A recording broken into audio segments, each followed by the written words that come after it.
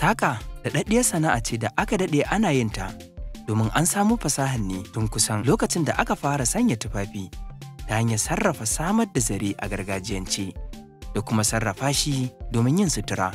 Matakin farko na saƙa shine yin waɗarin zare wanda ake yi ta hanyar kafa ƙusa a bango domin warware shi don fitar da shi dalla-dalla don jin daɗin aikin.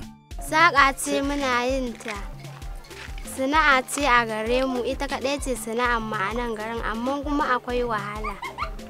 Saboda mai saƙa tana saka rama, tana saka ƙandarar da mutum, kuma tana sa abubuwa sosai, tana saka basir, ƙafarka za ta yi ta ƙanƙandare.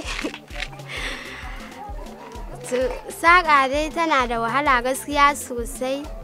Idan kana yi ga zafi, ga rana, ga gumi. Dole haka za ka haƙura ka yi saboda ita ce sana'ar mu kaɗai a garin nan.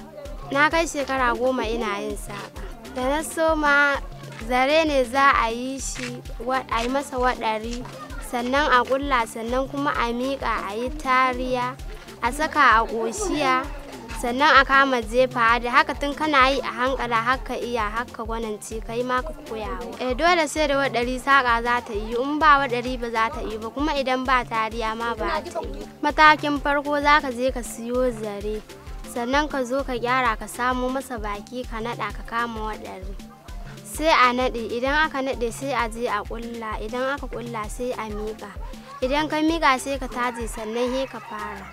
Bayan kammala waɗari, sai kuma a zo ga matakin tariya ta hanyar naɗa zaren a jikin canko da akan samar ta hanyar amfani da kara.